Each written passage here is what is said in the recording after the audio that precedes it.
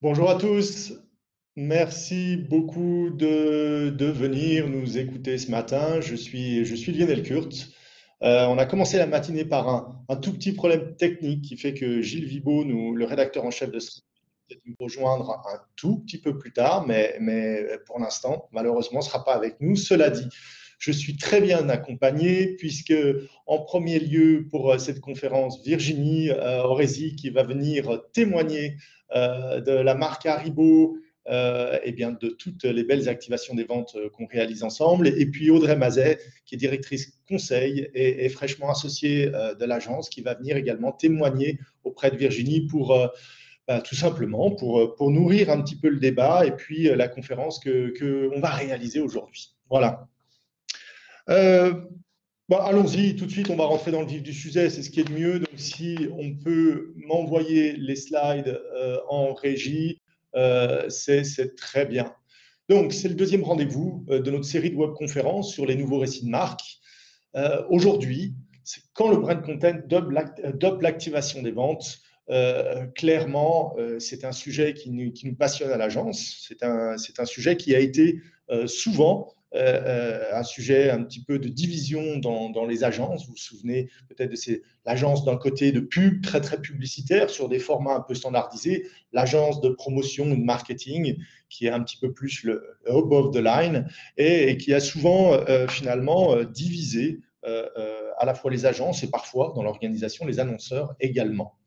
Donc aujourd'hui, c'est de ça que j'aimerais vous parler. Je vais vous faire une petite conférence de 20 minutes, un petit keynote qui va exposer le point de vue qu'on a partagé à l'agence. Et puis ensuite, on rentrera sur 20-25 minutes de débat, de questions-réponses avec Audrey et Virginie qui pourront témoigner de leur expérience et en l'occurrence, bien évidemment, sur l'expérience d'Haribo qui est très intéressante. Alors, euh, 5 ans. 5 ans, c'est selon IBM le bond qu'on a fait grâce ou à cause, je ne sais pas. J'espère qu'en tous les cas, on va avoir une issue. 5 ans sur les usages du numérique, c'est-à-dire notre manière, et quelle que soit la génération, d'utiliser le numérique. Et puis également dans le shopping, le e-business. Du coup, aujourd'hui, bien évidemment, et on le voit encore ici, on sait travailler à distance, faire des conférences à distance, des courses à distance, apprendre, jouer, socialiser, c'est aujourd'hui très clairement, ça s'impose à nous tous. En revanche, il y a un nouveau phénomène qui arrive avec finalement ces nouveaux usages, le fait que désormais nous sommes tous un peu plus aguerris au business, c'est faire les magasins. J'ai utilisé finalement cette phrase parce que faire les magasins, c'est une démarche non objectivée. Je ne suis pas là pour acheter quelque chose de précis. Et faire les magasins, c'est un peu en quelque sorte aller à la rencontre de l'univers des marques. Et aujourd'hui, les marques qui ont une démarche direct to consumer dans leur boutique le font bien. C'est-à-dire que lorsque vous rentrez dans une boutique, c'est une véritable rencontre de la culture des marques. Ah, Gilles a peut-être réussi à nous joindre pour nous dire un petit mot. Oui, je suis désolé. Du coup, effectivement, j'arrive un peu en route. Bonjour à tous. Je voulais dire qu'au nom de Stratégie, déjà, on est ravis d'être associés, de co-organiser ce webinaire parce qu'on sait que c'est du haut niveau en général avec MNSTR et que voilà, c'est un sujet très important. On voit que dans cet univers actuel de profusion des médias, de profusion des réseaux sociaux, que finalement, j'allais dire, cette colonne vertébrale, le contenu, ça doit être cette colonne vertébrale qui permet aux marques d'exister partout et dans cet univers qui est de plus en plus mouvant finalement. Des réseaux disparaissent, d'autres se créent, des médias disparaissent, d'autres s'inventent en permanence. Comment exister, comment suivre cette transformation, cette mutation permanente, c'est en étant finalement assez clair et assez fort sur son brand content, exister, avoir une marque forte et qu'on la raconte bien en fait. C'est ça la solution pour suivre tous ces mouvements qui n'ont jamais été aussi importants. Donc, c'est tout l'enjeu de cette série de webinaires. On est au deuxième épisode. Et là, ce que j'aime bien, c'est que cette fois-ci, on va s'attacher à comprendre en tout cas comment le brand content peut se réconcilier avec l'acte d'achat. C'est-à-dire comment, dans l'activation des ventes, le brand content devient aussi un outil dans l'arsenal des directeurs marketing, des directeurs de la communication. Jusqu'ici, on avait tendance, Lionel en parlait un petit peu déjà, à scinder les deux. D'un côté, on se disait, il y a le brand content qui permet finalement de faire rêver, de donner envie, de créer un lien avec la marque et puis le produit. Et puis, il y avait l'acte d'achat. Hein, on allait à la caisse où on était intéressé, où on était devant un produit en magasin réel, et puis on était intéressé par ce produit, on hésitait à le prendre. Mais c'était quelque chose de différent. Là, on est face à ce produit dans un rayon en magasin, et d'un coup, on nous raconte quelque chose sur ce produit. On nous incite à l'acheter avec une histoire derrière. Donc ça, je trouve ça hyper intéressant parce que c'est un nouveau champ finalement. Donc c'est ce que vous allez entendre ce matin, ce que Lionel va partager avec vous, avec l'exemple de Haribo. Et merci à eux de participer ce matin. Donc ça va être très riche. Finalement, c'est un peu une nouvelle frontière du brand content. Donc très intéressant pour moi aussi de comprendre comment on va chercher le consommateur dans ce nouveau champ, comment on l'accompagne, comment on le prend par la main en lui racontant une histoire intéressante et qui soit cohérente avec le storytelling global de marque pour finalement l'inciter à passer à l'acte d'achat. Voilà. Absolument, absolument. J'aime bien les nouvelles frontières du brand content, c'est absolument ça. Parce que c'est quelque chose qu'on a vu vraiment énormément. C'est une dichotomie très franche entre finalement des marques qui, ces 10 dernières années, se sont emparées du brand content et développent des récits très forts sur les réseaux sociaux. Et lorsqu'on vient sur la promotion des ventes, l'activation des ventes, effectivement, on retourne sur des choses nettement plus mercantiles. Donc, c'est ça qu'on va ensemble partager. Merci beaucoup, Gilles, pour cette intro. Et ravi que tu aies pu nous rejoindre. Excusez-moi pour mon retard. Bon webinaire à tous. Merci. Enfin. Alors, on peut remettre nos slides. On en était là, et exactement, c'est le sujet, faire les ventes, faire les magasins, pardon. C'est le sujet qui désormais s'impose finalement à nous tous. Alors pourquoi? Parce que finalement le shopping omnicanal est désormais acté. C'est vraiment quelque chose qui était encore il y a quelques années, il y a de ça 5 ans, quelque chose de complexe. Pourquoi? Parce qu'il y a désormais une naturalité dans le on et le off. Je ne vais pas vous parler de toutes les phases de la connexion du on et du off, mais on sait bien qu'aujourd'hui, tout simplement pour utiliser un vélo en libre service ou une trottinette, voilà, on voit avec quelle facilité on se connecte entre le on et le off. Le deuxième point, c'est que finalement, toutes les plateformes sociales qui s'étaient bâties sur les amis, sur le lien social, deviennent marchandes. Et toutes, quand je dis toutes, c'est TikTok, c'est Snapchat, c'est bien évidemment Facebook, Twitter. Toutes les plateformes sociales sont devenues marchandes. Et puis le dernier phénomène qui s'impose à nous, c'est que désormais, toutes les marques, et c'est sur ça que l'agence travaille le plus, finalement, ont désormais une approche direct-to-consumer.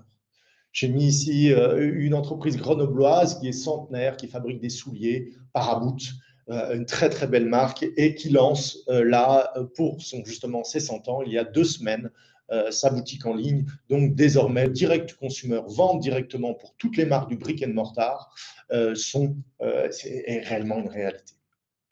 Et pourtant, clairement, les marques doivent résoudre un dilemme, ce dilemme qui est du marketing moderne, que toutes les personnes, que ce soit chef de marque, que ce soit directeur marketing, finalement, se retrouvent face à ce problème et ce grand dilemme, qui est finalement, on va dire, le mélange entre l'activation des ventes qui marche sur une échelle de temps très petite, comme vous pouviez le voir dans le graphe ici, c'est-à-dire qui monte, puisque je fais l'activation des ventes souvent sous un axe mercantile, 2 achetés, le 3e offert, ou moins cher, ou etc., et qui redescend aussitôt, et qui marche sur finalement une période de temps très très courte, et il faut en faire beaucoup. Et puis derrière, cette fameuse envie de fabriquer de la valeur de marque, le brand building long terme, pour essayer justement d'orienter les ventes vers la hausse, en construisant la préférence de marque. Aujourd'hui, ces 2 techniques sont très séparées. C'est 2 mondes différents et qui se parlent relativement peu. Et je pense que le brand content peut vraiment les réconcilier. Et la démarche storytelling va les réconcilier. Qu'est-ce qu'on apprend dans tout ça? C'est que malgré tout l'argent que vous allez mettre en place, malgré toutes les promos que vous allez mettre en place, tout d'abord, on n'achète pas des consommateurs fidèles. Et le schéma juste avant nous le montrait bien. La fidélité, que ce soit en amour ou que ce soit dans l'activation des ventes, ne s'achète pas c'est quelque chose qui se cultive et à partir de là, qui s'entretient. On ne peut pas acheter des consommateurs fidèles et quel que soit l'argent que vous mettrez sur l'activation des ventes, eh ben, ça ne les rendra pas plus fidèles. L'engagement et la confiance se gagnent avec votre marque. Toutes les études le montrent. C'est une évidence. Aujourd'hui, l'intention d'achat, lorsqu'on a une bonne expérience de marque, selon une étude qui a été faite par Kantar récemment, monte de 84% entre un produit et un autre. Donc, ceux qui pensent que seul le produit fait la vente se trompent bien. Non, la marque reste le premier driver des ventes, c'est une évidence. Par conséquent, et c'est l'objectif de mon petit keynote, je suis convaincu qu'il faut changer l'approche et qu'il faut le faire collaborer la marque et les ventes beaucoup plus. Et sans doute une approche storytelling de l'activation des ventes, ou brand content, storytelling, brand content, on est proches l'un de l'autre, eh bien c'est sans doute la solution. Et cette approche storytelling, elle peut vraiment passer du product storytelling jusqu'au shoppertainment, qui est la nouvelle, on va dire, la nouvelle tendance, c'est-à-dire le fait de considérer le shopping comme un divertissement. Voilà. Alors, vous me direz, quand on parle de storytelling, on parle d'éditorialisation de l'acte de vente. C'est pas nouveau. C'est pas nouveau. Ça fait des années. Mr. Porter, sans doute un portail que vous connaissez, avec The Journal, carrément à New York, distribuait des journaux sur une éditorialisation très pointue, finalement, du style, de la décoration pour orienter vers ses ventes. Et ça, c'est vraiment pas nouveau.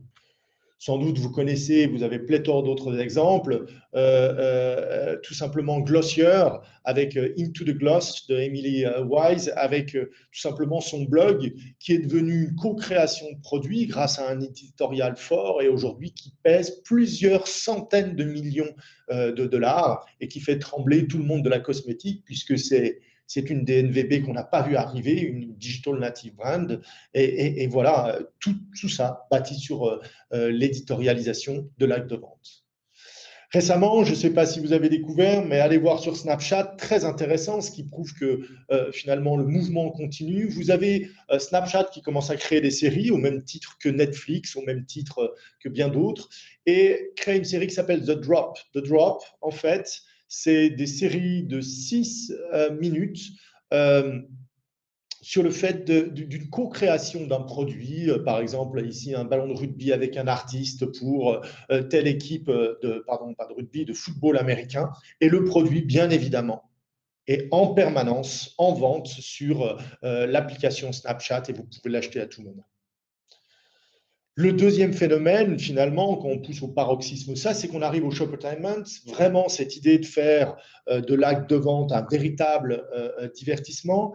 Et puis Lancôme, en partenariat également avec une blogueuse très connue dont ils ont fait leur égérie, qui est Sharia Ferrani, si je prononce bien, ont lancé le 2 novembre 2020 un premier show sur le site de Lancôme, sur une plateforme Livescale, donc vraiment directement avec une plateforme en marque blanche.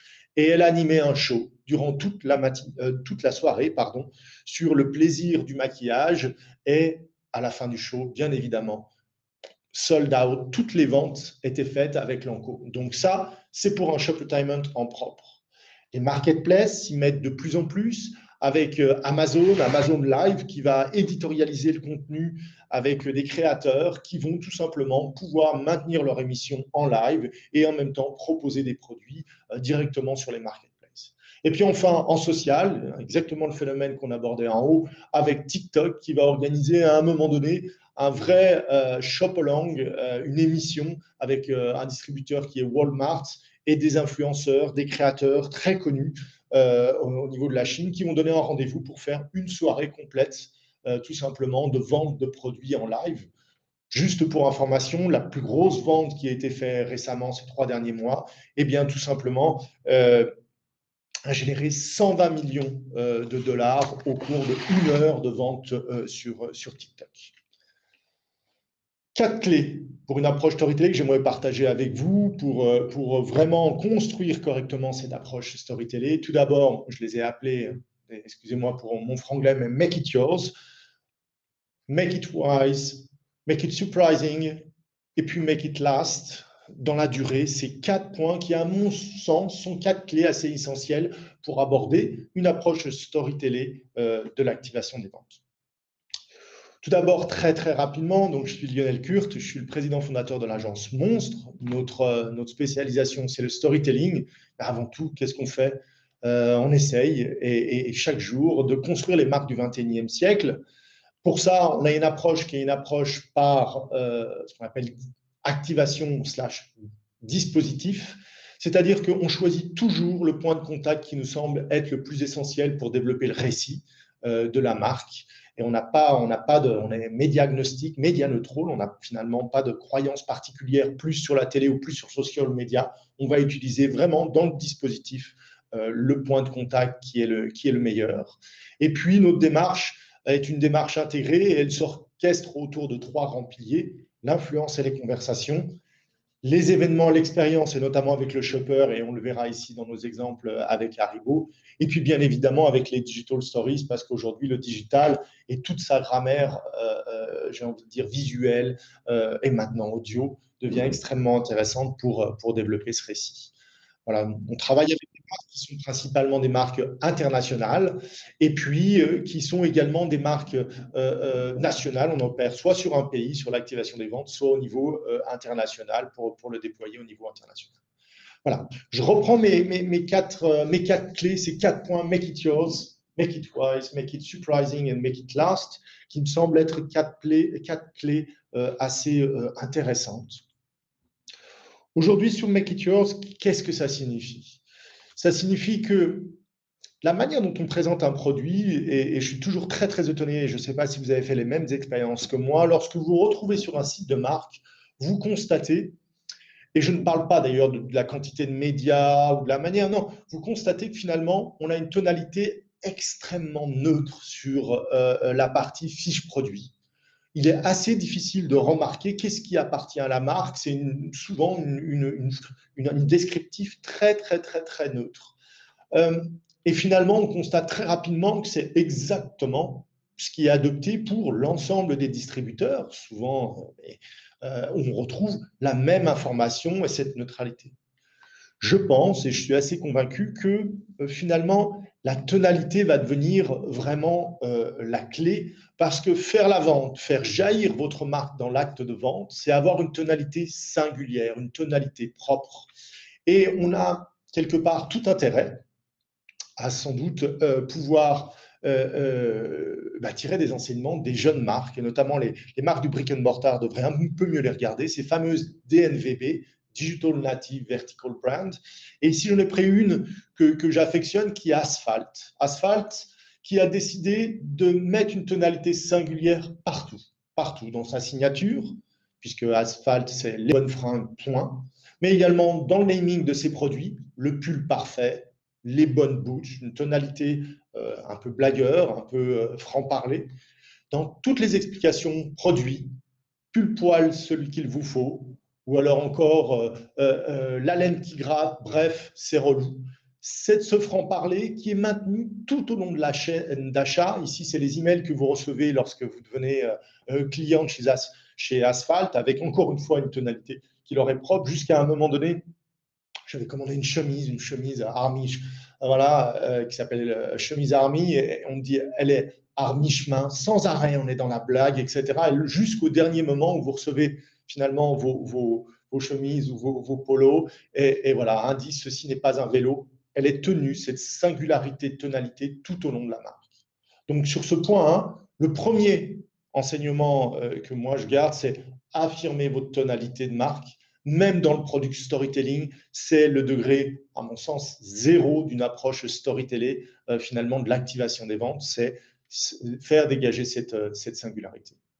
Le point 2, Make It Wise, je l'ai introduit tout à l'heure, mais c'est vrai que nous sommes dans une logique aujourd'hui, le coût le plus bas, le 100% remboursé si vous trouvez moins cher, le 2 plus 1 et le troisième offert, etc., etc. Des mécaniques exclusivement mercantiles. Si les marques veulent clairement bien s'en sortir, je pense qu'il faut, dans les mécaniques qu'on met en place sur l'online, la rendre actrice, cette audience de la mécanique. quelque part remarquer son ingéniosité, la faire participer. Et pour ça, je trouve que les marques ont encore un chemin à faire dans cette activation des ventes. Je donne ici un exemple qui a été réalisé à Sao Paulo pour Burger King que j'ai trouvé vraiment intéressant. Burger King invitait tous ses consommateurs, au travers d'une application de réalité augmentée, de brûler la publicité de ses concurrents. Donc, quand vous leur mettiez en face d'une publicité d'un concurrent de Burger King, tout simplement, la publicité prenait feu en réalité augmentée. Vous me direz jusqu'ici assez gimmicky, assez peu utile, mais en fait, ce qu'il faut savoir, c'est que tout simplement, tout d'abord, pour faire cette expérience, il fallait télécharger l'application Burger King qui sert à commander mes sandwichs, ce qui a généré plusieurs dizaines de milliers de téléchargements de l'application Burger King sur des personnes qui n'étaient pas encore équipées. Et puis, deuxièmement, si vous brûliez 5 publicités, alors vous aviez le droit à un Whopper gratuit. Et je trouve ça excellent en termes de mécanique, parce que là, clairement, l'audience est devenue actrice. Et puis, clairement aussi, ça dope les ventes et c'est porteur d'un message. Ce message, comme l'explique le dernier point, finalement, c'est que Burger King, c'est la flamme. Ça a toujours été la flamme. C'est un des seuls vendeurs de burgers qui flamme ses sandwichs et l'ensemble de ses ingrédients. Voilà. Donc, pour moi, imaginez, et c'est le point 2 et l'enseignement de ce point 2, imaginez des mécaniques porteuses de sens au service de votre histoire. La mécanique elle-même doit être porteuse de sens si on veut que ça fonctionne et nourrir la grande histoire de marque pour ajouter finalement de la valeur de marque. Le troisième point, très simple ce troisième point, make it surprising. Aujourd'hui, on se rend bien compte, toute la logique du point de vente physique, toute la logique du point de vente physique, c'est d'en rendre un lieu social, un lieu de rencontre. Ici, c'est Nespresso qui va développer ses nouveaux points de vente avec des lieux de consommation, de dégustation, de learning, ou alors cette idée de faire des pop-up stores ici avec Adidas, où à un moment donné, je vais aller découvrir des nouveaux produits. Il me semble que sortir de cette relation permanente et ordinaire, ça doit se faire également sur le digital et faire des activations des ventes qui sont digitales ou on-off sont extrêmement intéressants. Ici, je donne pour un exemple qui m'a vraiment séduit, qui est la sortie de la marque Jordan, qui a invité, bien évidemment, ses aficionados à venir faire une expérience de shopping d'un nouveau genre, puisqu'en fait, ils avaient rendez-vous sur un terrain de basket mythique sur lequel, avec l'application Snapchat, je pouvais voir le fameux dunk mythique de Michael Jordan, tout simplement en réalité augmentée et en 3D. Bien évidemment, lorsque je faisais le tour de cette représentation 3D, il était équipé des dernières Jordan et on pouvait acheter directement le produit. Et 590 produits ont été vendus en 22 minutes dans une expérience vraiment éphémère, assez extraordinaire. Et pour moi, ça me marque parce que, de nouveau, évidemment, elle est porteur de sens et elle perpétue le mythe Michael Jordan. Un deuxième exemple et une deuxième dimension, c'est au-delà de cet aspect extraordinaire, un petit peu éphémère, l'interaction sociale est au cœur de la mécanique. Et pour moi, aujourd'hui, les gens, de plus en plus, c'est valable dans le shopping, dans la vie réelle, c'est vraiment le fait d'aller rencontrer des gens en live et de pouvoir interagir. Ici, on a organisé, c'est à l'agence qu'on a organisé ça, la Pina Hit, pardon, où on invitait en live sur Twitter, tout simplement, l'ensemble des aficionados de Uber Eats à venir interagir avec un présentateur qui leur donnait des gages, qui parlait avec eux, qui répondait, qui créait finalement tout un live pour, à la fin du fin, et c'était l'enjeu, hein, c'est de gagner du couponing. On a distribué plus de 4000 coupons qui donnaient des points de réduction, mais on l'a rendu live et surtout on l'a rendu porteur de sens puisque Uber Eats, la promesse, c'est la promesse de l'instantanéité. Uber Eats, un clic et on me livre, c'est vraiment ça qu'on a voulu perpétuer dans notre activation. Donc pour ce troisième point, jouer avec l'éphémère et l'interaction sociale pour intensifier la relation, ça me paraît une clé essentielle que nous devons développer. Voilà. Dernier point, Dernier point, c'est Make It Last. Aujourd'hui, vous connaissez tous les grandes sagas publicitaires. Peut-être celle-ci, vous la connaissez un tout petit peu moins, mais c'est quand même quelque chose qui est mythique aux États-Unis et dans les pays anglo-saxons. À Noël, vous avez le camion Coca-Cola qui vient et qui parcourt et qui distribue du Coca-Cola avec un Père Noël très joli. Ça fait plus de 50 ans que cette activation est en route et elle perdure parce qu'elle s'amplifie, elle garde. C'est un moment, vraiment, c'est une saga qui se met en place.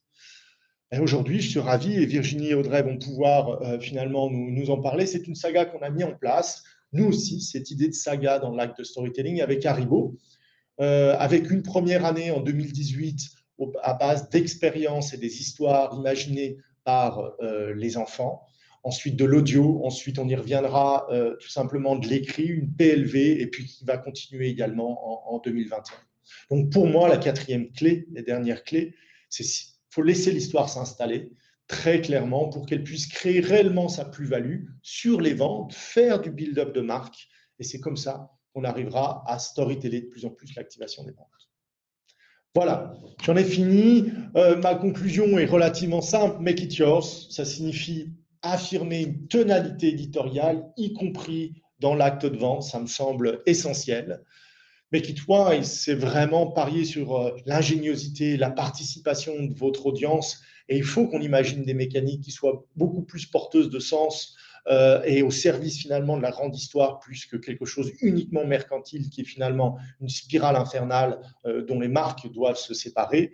Make it surprising, il faut jouer avec l'éphémère et jouer avec cette interaction sociale pour finalement intensifier la relation avec ses clients. Et make it last, c'est laisser l'histoire s'installer, qu'elle puisse créer cette plus-value. Et si on fait tout ça, je suis convaincu que la promotion devienne finalement une véritable expérience de marque. Et ça signifie qu'on va réinjecter de la créativité. Et je pense que c'est réellement le storytelling et le brand content qui va finalement relier tout ça. Voilà, merci beaucoup. Je suis encore une fois ravi que vous soyez ici. On va passer maintenant au deuxième temps de notre conférence, mais auparavant de pouvoir interviewer Virginie et également Audrey, eh bien j'aimerais que nous puissions lancer le case study Haribo. C'est le case study de la genèse finalement, de la première saison de notre saga Haribo. Et j'espère, vous verrez, qui utilise absolument tous les leviers qu'on a cités ici. Si on peut la lancer en régie, n'hésitez pas.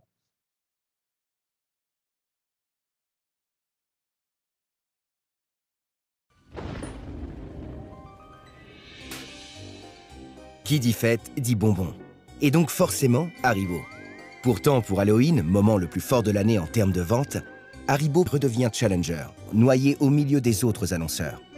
Alors, pour aider la marque à émerger dans la jungle publicitaire, on a voulu communiquer autrement qu'en mettant une citrouille ou une toile d'araignée sur nos paquets. On a préféré donner à Haribo un rôle d'acteur en mettant ses produits au cœur de l'événement. Cette année, Haribo présente les terrifiants bonbons d'Halloween imaginés par des enfants. Les classiques Haribo se sont transformés en Dragivampire, Mia-Pic, Croco-Barjo, Tagadingo et Happy Monstre. En s'appuyant sur leur imaginaire, nous avons demandé aux enfants d'inventer eux-mêmes des histoires frissonnantes autour des best-sellers de la marque, en prenant vie à travers 3 films diffusés sur YouTube. Il était une fois une prestagada qui mangeait. Elle devenait tellement grosse qu'elle écrasait les arbres. Vider sa cible, ça coupe le ciel, les arbres, même les trucs qui sont liquides. Le bleu cogne dans un arbre et il y en a un autre bleu qui apparaît. Après l'autre, après l'autre, après l'autre. Il y avait plein de dragibus qui remplissent la forêt. Ouais, l'histoire est finie. Ces histoires ont également pris vie en réalité augmentée sur les boîtes et sachets de bonbons grâce à l'application Haribo Halloween.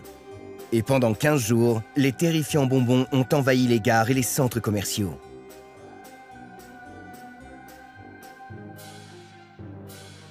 Ils se sont également invités sur Facebook et Instagram, générant plus de 6 millions d'impressions.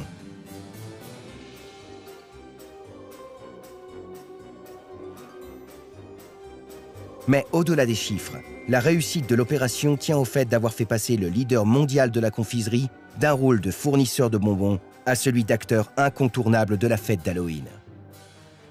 Coupé.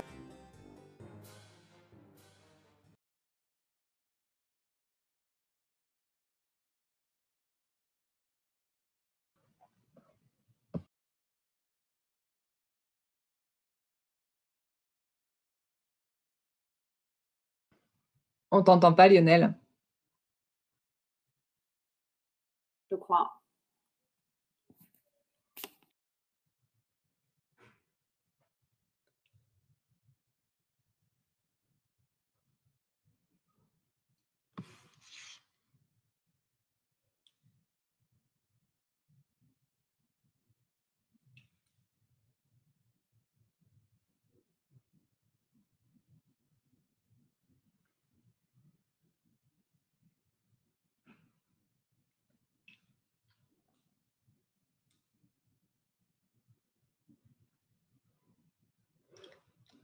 Oui, on va se parler en langue des signes, du coup.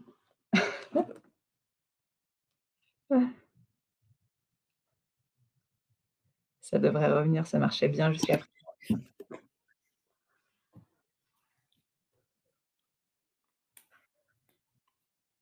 Bah après, sinon, on va vous raconter notre histoire, hein.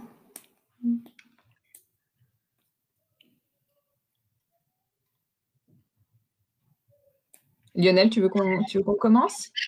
Ouais, super.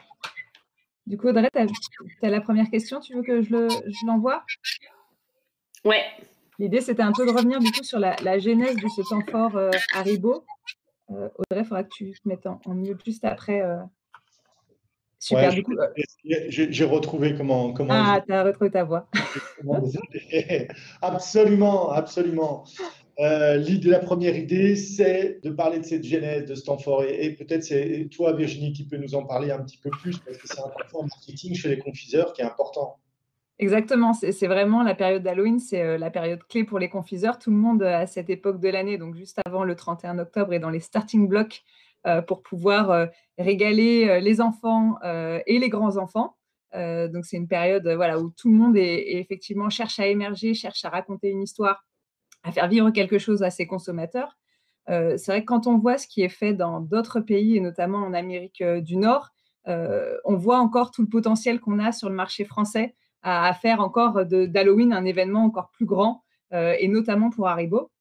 Donc aujourd'hui, en France, en fait, on a 38% des foyers français qui disent fêter Halloween. C'est un chiffre qui est en progression d'année en année. Lors de la période d'Halloween, en fait, c'est un foyer français sur deux qui qui achète des bonbons. Donc on a une progression du nombre d'acheteurs de bonbons sur la période d'Halloween. Donc ça fait que Halloween pour nous, Haribo, et pour tous les confiseurs, c'est le moment clé de l'année sur la catégorie. Donc, en tant que leader du marché Haribo, on cherche chaque année à offrir la meilleure expérience possible et la meilleure expérience de marque possible à nos consommateurs. C'est 12% en fait des ventes de bonbons qui se font sur cette période-là. Donc, rien qu'en un mois, en fait, le mois d'octobre, c'est énorme. Et nous, au niveau d'Haribo, ce qu'on fait, c'est que bien évidemment, on travaille l'offre.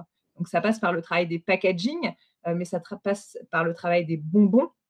On développe des bonbons spécifiquement pour ce temps fort-là, avec des formes spécifiques, des couleurs d'Halloween. Dragibus, voilà, c'est un produit où les couleurs sont clés, et donc ça nous permet d'enrichir le discours sur Dragibus en apportant 2 nouvelles couleurs, par exemple, sur ce temps fort-là. On a la couleur orange qui vient en additionnel pour être un relais en fait, du temps fort d'Halloween sur l'offre. Donc, ça passe par le produit et toute l'activation en fait, que l'on développe à côté, et sur laquelle on travaille depuis maintenant plus de 4 ans avec Monstre. D'accord. Et donc, peut-être, Audrey, tu peux nous dire, toi, comment au tout début, justement, la genèse d'approcher ce moment marketing, ça a été, quand on est arrivé avec les séquences, comment tu as déroulé ça? Ouais, alors nous d'abord, le point important, hein, la manière dont on a commencé, évidemment, on s'est imprégné de la marque, mais on a eu la volonté d'aller tout de suite en GMS, voir comment les acteurs, les confiseurs, les acteurs du rayon confiserie traité Halloween finalement. Et ça, c'était fin 2017, hein, donc ça remonte quand même à 4-5 ans. Et on s'est rapidement rendu compte qu'au rayon confiserie, les acteurs procédaient plus ou moins de la même manière. Et les linéaires se ressemblaient fortement. Grosso modo, il s'agissait de convier les codes d'Halloween, qu'on connaît tous, hein, les araignées, les sorcières et autres chats noirs, et puis d'y ajouter les couleurs noires et orange, et le tour était joué. Donc, on s'est rendu compte d'abord qu'il y avait une place à prendre et qu'il y avait un vrai enjeu de différenciation. Et puis après, nous, évidemment, côté monstre, hein, la narration de marque, c'est indispensable pour proposer des dispositifs qui ont du sens, pour être authentique et pour émerger parmi la concurrence avec une histoire que seule la marque Haribo peut porter. Donc, on a décidé à ce moment-là d'appuyer tout notre storytelling sur les bonbons iconiques parce que c'est une force de la marque Haribo. Et pour nous, vraiment, à ce moment-là, la clé, c'était de travailler ces assets en version Halloween. Donc, on a transformé les principaux bonbons Haribo que tout le monde connaît, hein, la Tagada, le Croco ou les Dragibus, en version terrifiant bonbons d'Halloween. Et ça, c'était la première base de notre narration. Et c'est à ce moment-là qu'on a commencé à raconter notre histoire en transformant le crocodile en crocobarjo, les Dragibus en Dragivampire, etc. Et donc, on avait besoin d'avoir aussi un univers singulier. Et c'est là qu'on a sollicité un artiste qui s'appelle Nicolas Barôme et qui a la particularité de créer des petits monstres, de collaborer avec nous pour transformer du coup nos bonbons. Et donc, avec un code coloriel très singulier et nos bonbons terrifiants en protagonistes. Et on avait lancé l'histoire Haribo Halloween avec un univers dédié, différenciant et qu'on allait nourrir finalement les années suivantes. Et ce qui est vraiment hyper intéressant, c'est que véritablement aujourd'hui, l'univers qu'on a créé de toutes pièces, il ressort véritablement dans les linéaires.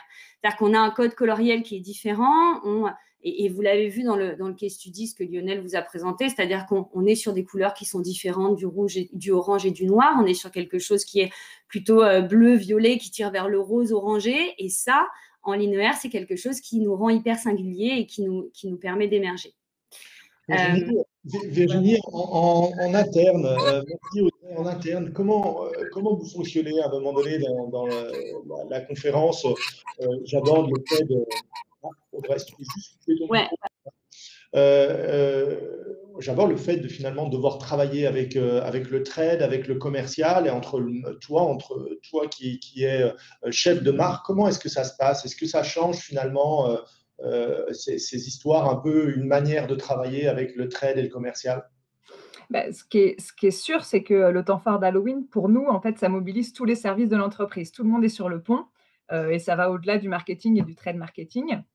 Mais c'est vrai que le rôle du marketing, il est central dans le sens où c'est nous qui allons créer le concept avec l'agence, concevoir en tout cas quelle sera l'activation et l'expérience de marque que l'on va vouloir créer sur le temps fort d'Halloween. Donc ça, c'est notre rôle, et de le renouveler et d'apporter des nouveautés chaque année.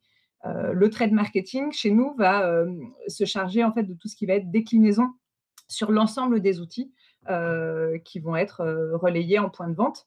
Et du coup, on travaille vraiment main dans la main pour faire en sorte que tout soit cohérent et que l'activation que l'on a définie soit visible et reconnaissable, identifiable sur l'ensemble de nos points de contact. Que l'histoire aille du digital jusqu'au point de vente dans sa narration finalement. Voilà, et ce qui est très important, et après il y a le rôle clé de notre force de vente, toute l'équipe qui est sur le terrain et qui, elle, est vraiment sur le pont pour aller négocier évidemment les meilleurs emplacements pour avoir la meilleure visibilité en point de vente, parce qu'on sait que dans une catégorie d'impulsion comme celle des bonbons, c'est ce qui fait que ça va générer et transformer, en fait, au-delà de l'expérience, transformer des actes d'achat. Donc ça, c'est très important. Et puis, c'est la manière, en fait, dont l'équipe force de vente va pouvoir, elle, créer cet univers avec effectivement toute la PLV qu'on aura développée et mis à disposition. Mais ça va au-delà parce qu'il rajoute des accessoires et des choses qui font que le consommateur va vraiment vivre l'expérience quand il sera exposé en fait à la mise en avant Haribo en point de vente et va vraiment être plongé dans l'univers d'Halloween grâce à Haribo. Donc ça, c'est collaboratif, mais il y a un grand rôle évidemment des équipes marketing, mais surtout des équipes terrain qui sont, elles, garantes de ce qui se passera au moment de l'acte d'achat. Est-ce que ça a changé, du coup, même si c'est pas toi qui es en contact, mais le rapport au distributeur? On sait que souvent dans une activation, on nous demande si on est en télé, on nous demande si. Ici, on voit que l'activation, finalement, c'est plus le fait d'avoir une histoire qui soit assez déployée, porteuse de sens, qui revienne chaque année, mais la télé a pas été l'acte majeur. Comment ça, est-ce que tu as des échos de ça? En fait, c'est vraiment alors les distributeurs sont contents, de nos activations et de ce qu'on apporte en fait, au rayon confiserie et à la catégorie, sur Halloween, mais sur d'autres, moments et temps forts, promotionnels qu'on peut avoir. Ils sont contents parce que, effectivement, on arrive avec une approche qui est une approche globale. On a une histoire, un concept que l'on va décliner sur tous nos points de contact. Donc ça, c'est vraiment important. C'est la force aussi, c'est une des forces en tout cas du travail qu'on a réalisé avec Monstre, c'est qu'il y a une déclinaison possible sur l'ensemble de nos points de contact, que ce soit effectivement par la télévision, parce on a fait des petits films tout au long de ces années, des films au moment d'Halloween, voilà, pour aller toucher notre cible parents avec enfants juste avant la période clé et être bien visible auprès de ces consommateurs-là. On travaille le digital pour avoir effectivement de l'interaction et quelque chose de très régulier en relationnel avec eux, et puis pour leur faire vivre une expérience amplifiée par rapport à ce qu'on apporte via de la visibilité télévision. Et puis, il y a ce qu'on a à faire en point de vente, que ce soit dans la grande distribution, mais aussi sur nos autres circuits de distribution, parce qu'on n'a pas que la grande distribution chez Haribo, tout ce qui va être en impulse ou dans nos boutiques à nous ou au sein de notre musée.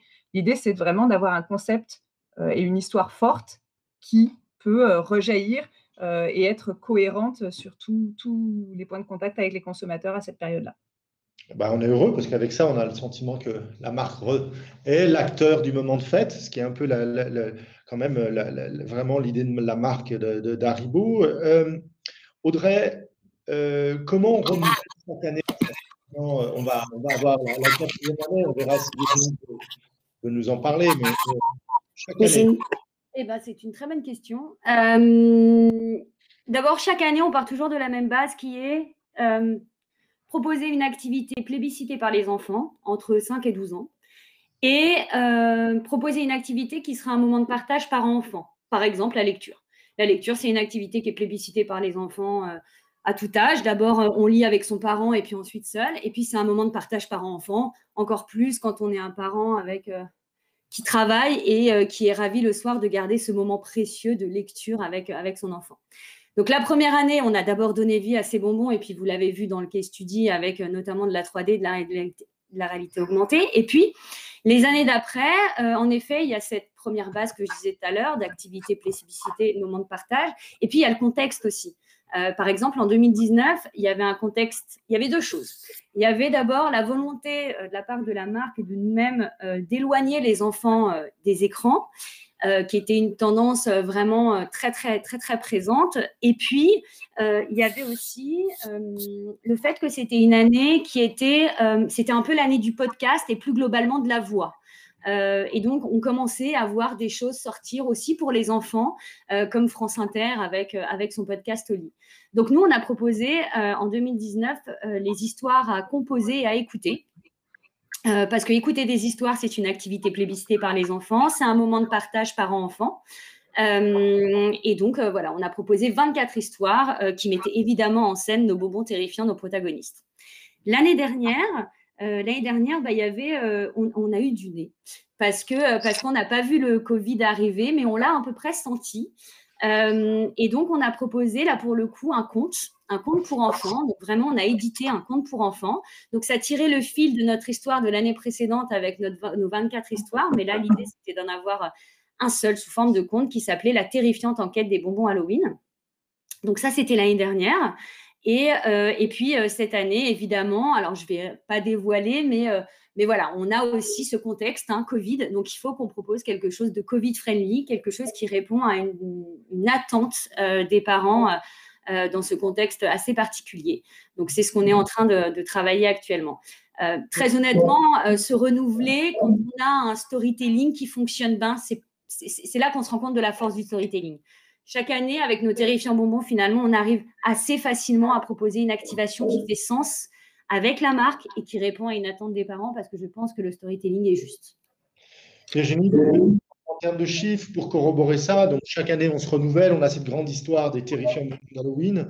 Est-ce que tu peux nous partager quelques chiffres? Là, on avait les premiers chiffres, mais aujourd'hui, est-ce que finalement le fait d'être dans un continuum de l'histoire, vous voyez à Haribo une augmentation dans les parts de marché, tout simplement, au moment d'Halloween? Oui, clairement. On a, Haribo est leader hein, sur ce moment phare de l'année, et leader tout au long de l'année en France. Et c'est vrai qu'on est un acteur incontournable de la période d'Halloween. Et en termes de performance, sur les 10 dernières années, on a quand même développé notre part de marché fortement, puisqu'on a gagné 6 points de part de marché en 10 ans. Et l'année dernière, dans le cadre du contexte Covid, donc où il y a eu un confinement, un couvre-feu puis un confinement juste avant Halloween, on a quand même réussi à développer notre part de marché l'année dernière également. Donc, on voit que ce qu'on raconte et l'expérience que l'on fait vivre aux consommateurs, elle est efficace et elle nous permet d'aller doper nos ventes. Sur Halloween, on fait 70% de plus en termes de ventes qu'un mois standard de l'année. Donc, chaque année, on reprend, malgré le fait d'être leader, chaque année, tu arrives à reprendre le marché à tes concurrents. On se développe sur la période d'Halloween et c'est clé. Et pour revenir sur ce que disait Audrey, je pense qu'il y a 3 éléments hein, qui sont clés et qui font le succès en fait, de tout ce qu'on a développé et du brand content qui a été travaillé. Un, c'est que ça résonne effectivement fortement auprès d'Haribo, de la marque. C'est une activation de par la personnification des bonbons qui est 100% attribuable et immédiatement attribuable à la marque Haribo, parce qu'on a travaillé nos bonbons iconiques. Et donc voilà, c'est une activation Haribo, immédiatement identifiable, unique. Le deuxième point, c'est comme le disait Audrey, c'est que ça résonne auprès de notre cible. On fait en sorte que l'activation, elle parle aux parents avec enfants de moins de 18 ans. Donc voilà, c'est quelque chose qui doit faire du sens pour eux et être dans la mission, répondre à la mission de la marque qui est créer des moments de bonheur au quotidien. Et 3, c'est un concept qui a été déclinable de manière homogène sur tous nos points de contact. Super. Alors, je vois qu'il y a quelques questions qui se posent dans le chat. N'hésitez pas à continuer à poser vos questions. Le temps qu'elles arrivent, on en sélectionnera quelques-unes que Virginie ou Audrey tout simplement pourra répondre. L'année prochaine, est-ce qu'on reste toujours sur les terrifiants bonbons d'Halloween? Oui, on a décidé de poursuivre une année de plus la saga des terrifiants bonbons Halloween, avec un concept et une expérience renouvelée, comme le disait Audrey. Je vous en dévoilerai pas plus aujourd'hui, mais on continue de faire quelque chose qui résonne auprès des parents avec enfants et qui plaira évidemment aux enfants. Bon, du coup, ça me permet de prendre une première question peut-être parce que finalement, elle va un petit peu dans ce prolongement. On a parlé d'attente des parents et je vois ici, hop, elle a bougé. Pourriez-vous développer les attentes des parents en période Covid, s'il vous plaît? Le storytelling serait une réponse directe à ces nouvelles attentes? Alors, développer les attentes des parents, il y en a évidemment, les attentes des parents sont nombreuses d'une manière générale et surtout quand on parle à leurs enfants. Dans la période du Covid, ce qui est important pour nous, c'est de continuer en fait d'être créateur de moments de bonheur et de partage au quotidien. Voilà, donc on s'inscrit là-dedans. L'objectif, c'est d'apporter de la joie, des moments de fun, de partage, de plaisir. Donc ça, c'est ce qu'on cherche à faire. Et pendant le Covid, c'est vrai que les consommateurs se rendant moins en magasin, on continue d'avoir des mises en avant événementielles, théâtralisées pour déclencher l'achat sur notre catégorie, c'est important. Mais on va effectivement travailler sur d'autres leviers pour pouvoir les toucher différemment de ce qu'on pouvait être amené à faire par le passé. D'accord. En attendant encore que les questions se développent, moi, je vais peut-être essayer de répondre à une question pour ma part, parce qu'elle est un peu plus large. Pouvons-nous avoir un storytelling indéfini? Selon Audrey, on peut conserver son storytelling s'il a été bien défini au départ. Quel est le lien donc entre storytelling, hop là, c'est passé, et le business stratégie, corporate stratégie? La philosophie qu'on a à l'agence, c'est qu'aujourd'hui, la marque et l'entreprise sont au même niveau. Ce qui signifie que pour moi, finalement, la marque n'est plus un objet marketing. Donc, oui, aujourd'hui, le storytelling d'une marque, elle est forcément alignée avec la stratégie business. Ça signifie que finalement, c'est la même mission. Alors, est-ce qu'on peut avoir un storytelling indéfini? Non, je ne pense pas. En revanche, c'est plus un arc narratif qu'on va essayer. Ici, on voit bien qu'on a un arc narratif qui sont les terrifiants bonbons d'Halloween, sur lequel on va aller exprimer une multitude d'histoires sous formes différentes, et d'ailleurs qui se cumulent. C'est ce qui est intéressant. Peut-être, Audrey, et c'est un point qu'on peut préciser, c'est que chaque année, toutes les expériences et toutes les narrations, tous les récits autour des terrifiants bonbons d'Halloween sont disponibles aux consommateurs et finalement se superposent. Donc, cette année, c'était la bande dessinée. Auparavant, c'était l'audio avec 24 histoires à composer. L'année d'avant, c'est la réalité. Et toutes ces narrations et cette expérience, finalement, s'enrichit. Voilà. Après, la durée moyenne d'exploitation d'une activation, c'est… je ne sais pas si tu veux répondre, Audrey. Là, j'ai envie de dire qu'en fait, il s'agit de voir jusqu'où on peut aller. Il y a un moment quand le storytelling ne fait plus sens, où on sent que ça s'essouffle et que ce qu'on peut proposer est finalement moins porteur pour la marque. C'est à ce moment-là qu'il faut essayer de voir dans quelle mesure on ne retravaille pas une nouvelle histoire, une nouvelle narration de marque. Une nouvelle série. Une fois que c'est installé, nous, cette histoire autour d'Halloween, des terrifiants moments, on sent qu'elle fonctionne encore parce qu'assez naturellement, on rebondit dessus pour proposer des activations qui font sens. Le jour où ce ne sera plus le cas, alors on changera. Donc, il n'y a pas un temps donné, en fait. Hein. C'est voir comment elle arrive à vivre et comment on arrive à la nourrir jusqu'à ce qu'on n'y arrive plus et qu'en effet, il faille trouver une autre histoire à raconter. Bon, je ne sais pas si je suis frisé dans l'application parce que moi, je ne bouge plus. Non, ça fonctionne. Bon, bah, très bien. Non, c'est bon, c'est bon. On arrive quasiment à la fin de cette conférence. Je suis un petit peu timekeeper. Est-ce que Virginie, tu veux nous rajouter peut-être un petit mot de la fin sur justement cette idée de réconcilier le brand content, le storytelling et puis l'activation des ventes? Pour moi, je pense que c'est tout simplement clé en fait d'avoir une belle histoire à raconter et une histoire qui vient nourrir la marque et nourrir son business. Voilà, pour moi, à partir du moment où on arrive à fusionner tout ça, c'est que la recette est la bonne et qu'il faut du coup continuer et penser à se renouveler pour apporter toujours de la nouveauté et raconter des nouvelles choses à nos consommateurs. Je suis heureux d'entendre que finalement le brand content casse bien la frontière uniquement de la marque, mais va bien nourrir également les ventes en étant porteur de marque. Audrey, un tout petit mot de la fin également? Non? Si, pourquoi pas. Non, nous, on est ravis de continuer à écrire cette belle histoire avec Haribo. On croit toujours et on le voit encore une fois hein, que la force du storytelling est clé. La narration de marque, pour nous, c'est hyper important. Alors là, ça s'incarne bien avec une finalité qui est de doper les ventes, mais on a beaucoup d'autres cas où en fait on se rend compte à quel point c'est important de raconter une histoire qui fait sens et que la marque peut porter. Elle rejaillira toujours d'une manière très impactante et efficace auprès du consommateur. Super, merci à vous deux. On est pile poil dans le timing. Merci encore. On était plus d'une centaine à participer à ce webinaire. J'en suis ravi. Donc, on continue sur cette idée vraiment de développer les nouveaux récits de marque.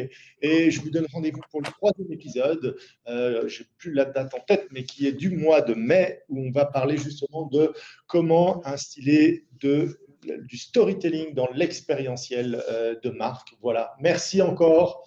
Merci pour tous les petits compliments dans le chat. Et oui, cette conférence, je vois, est-ce qu'il y a des slides? De toute manière, est enregistrée. Vous le retrouvez sur le site de Stratégie. Voilà. Merci Virginie, merci Audrey. Merci beaucoup. Au revoir, merci à tous. Bonne journée. Confinez bien.